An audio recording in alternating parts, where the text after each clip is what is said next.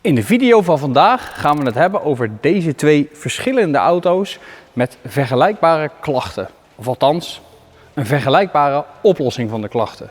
Namelijk onderstel gerelateerde problemen. Maar voordat we daarop ingaan, ga ik jullie wat uitleggen over ondersteltechniek in het algemeen.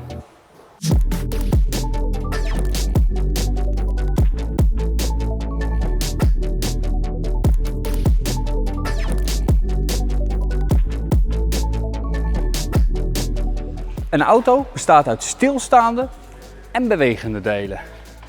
Die zitten wel aan elkaar vast, met scharnierpunten, zoals een deur of een versnellingspook.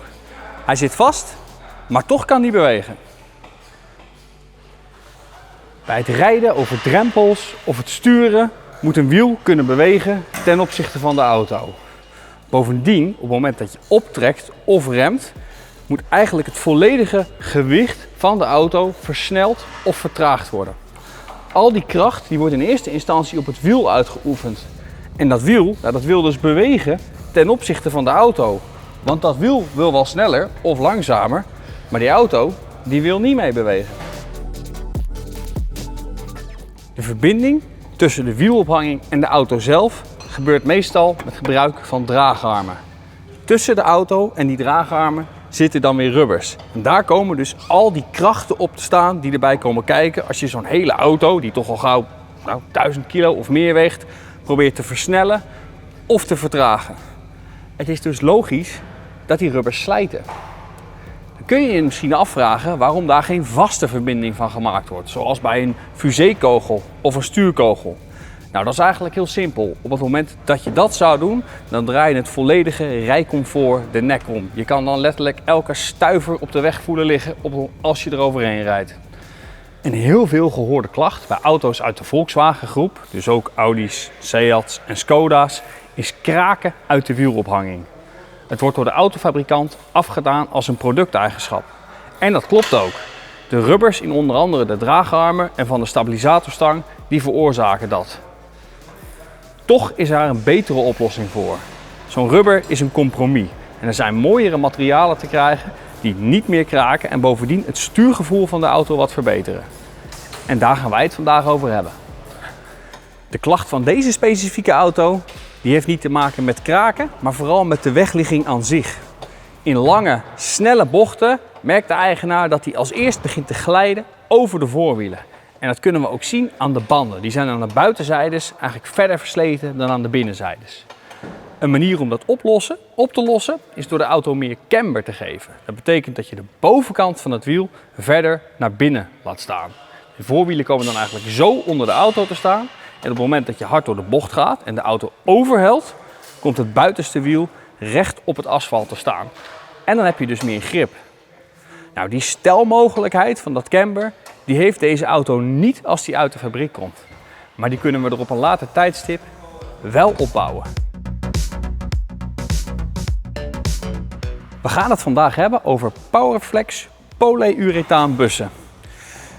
Dat zijn bussen ter vervanging van originele draagarmrubbers of ter versteviging van motorrubbers, uitlaatophangrubbers, etc. Ze zijn er in 4 kleuren: zwart, paars, geel en rood. Dat is van heel hard naar wat soepeler of andersom. Specifiek voor de Clio maakt Powerflex draagarmrubbers die de mogelijkheid geven om het camber op de vooras af te stellen. Samen met die rubbers vervangen we vandaag ook de rubbers waar de achteras in gemonteerd zit en de topmounts van de voorste schokdempers. Het kraken van de Volkswagens wordt eigenlijk altijd door de draagarm of stabilisatorstangrubbers veroorzaakt. Omdat beide zo vaak voorkomen, vervangen wij ze allemaal tegelijk. Dan ben je in één keer van de problemen af. Dat betekent de voorste en de achterste draagarmrubbers aan de voorzijde en de rubbers waar de stabilisatorstang zich in beweegt.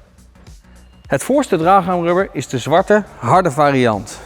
Dat is niet omdat we daar specifiek voor gekozen hebben. Dat is omdat alleen de zwarte variant sterk genoeg is voor die toepassing. Voor het achterste draagarmrubber is de paarse zeer geschikt, evenals de stabilisatorstang.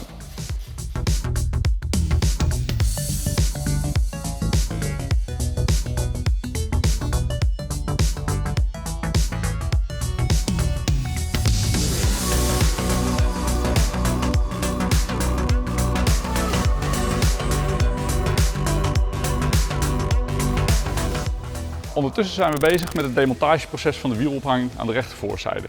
We gaan de draagarmrubbers vervangen, maar ook de stabilisatorstangrubbers. En die zitten aan de bovenkant van het subframe. Dus die kunnen we niet zien en daar kunnen we niet goed bij. En daarvoor moeten we dus het subframe laten zakken. Nou, dat maakt het tegelijkertijd ook veel makkelijker om de draagarmen eronder vandaan te halen. En de draagarmrubbers te vervangen voor de polyurethaanbussen van Powerflex. Dus we gaan nu alles loshalen. Denk daarbij aan de rem, de veerpoot, de ABS-kabels, de remsensorkabels, stuurkogels. Totdat we het hele subframe in zijn geheel eronderuit kunnen halen met draagarmen en al. En dan kunnen we één voor één alle rubbers gaan vervangen.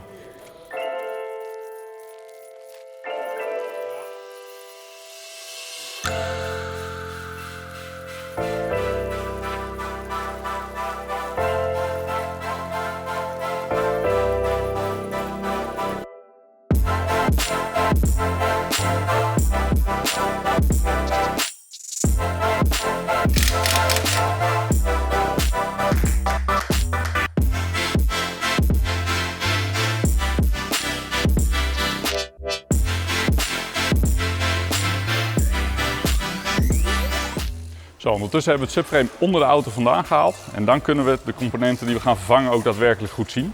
Zoals je ziet aan de bovenkant tussen de steunen in zitten de stabilisatorstangrubbers waar deze stang in heen en weer kan scharnieren. En dat zijn dus onder andere de boosdoeners van het gekraak.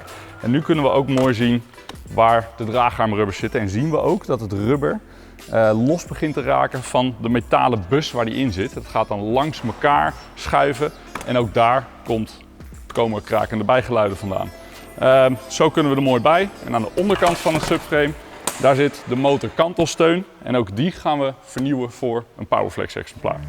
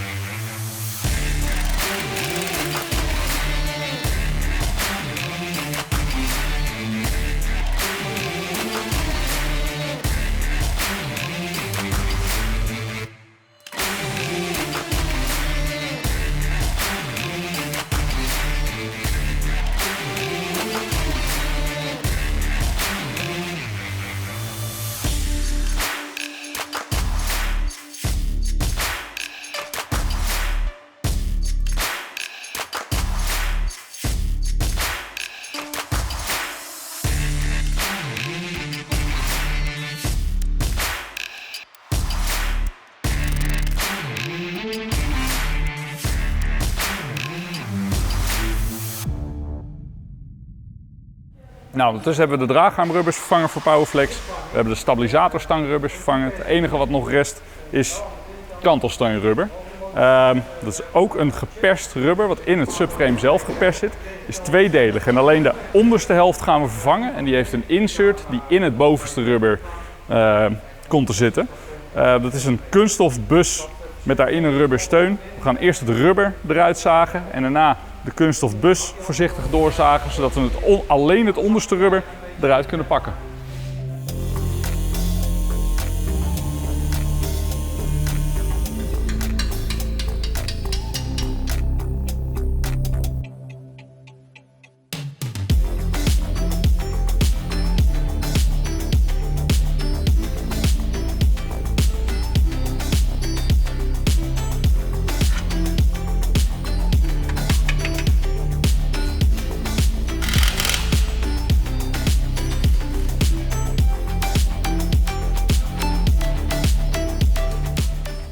Ondertussen hebben we alle rubbers gemonteerd in de draagarmen, in de stabilisatorstang en in de motorkantelsteun. Alles scharniert mooi, staat mooi in het vet. Dus het subframe is klaar om weer teruggeplaatst te worden op de auto.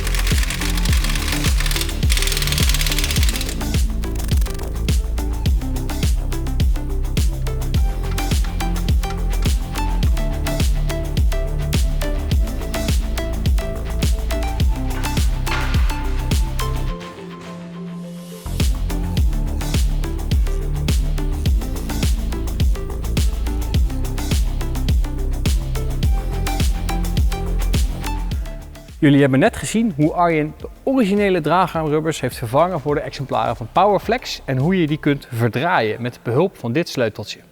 Als ze gemonteerd zitten, gebeurt er dan ongeveer dit. De hele draagarm beweegt heen en weer en dat geeft de mogelijkheid om het camber te verstellen. We gaan nu eerst ook de rubbers waar de achteras in gemonteerd zit vervangen en dan gaan we de auto uitlijnen en afstellen op ons uitlijnapparaat.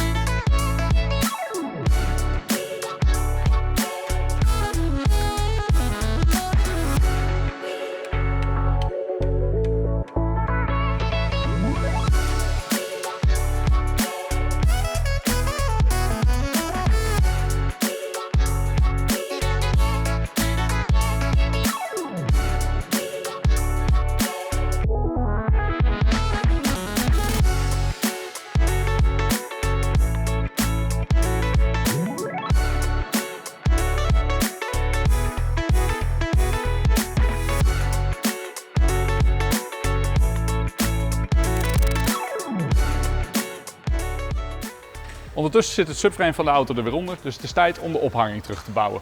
We hebben ook nieuwe schokdempers geplaatst, we gaan de remmen weer terugplaatsen, stabilisatorstang weer vastzetten, aandrijfas weer vastzetten, fusékogel natuurlijk. Dan kan het wiel erop en dan kan die op de uitlijnbrug.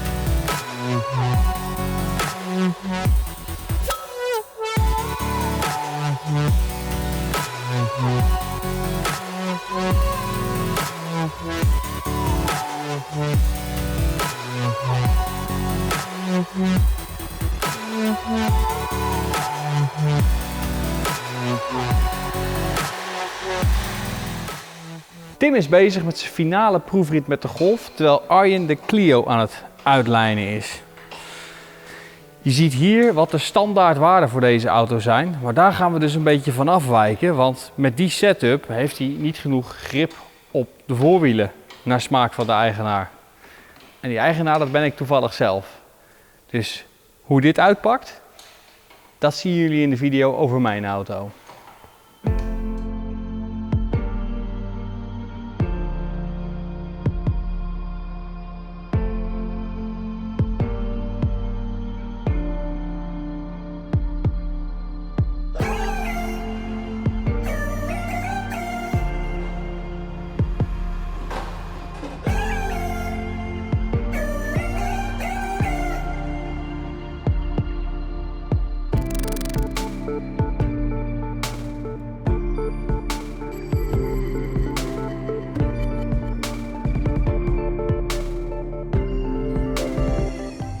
Zo, deze auto kraakt niet meer bij het rijden over drempels.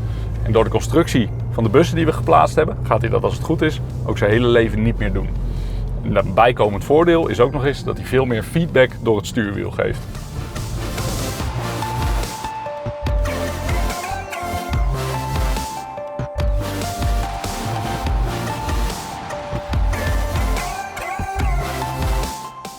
Heb jij nou klachten met je auto of ben je gewoon benieuwd wat we met jouw auto allemaal kunnen?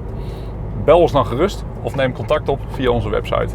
En wil je nou geen enkele video van ons missen? Abonneer je dan op ons kanaal.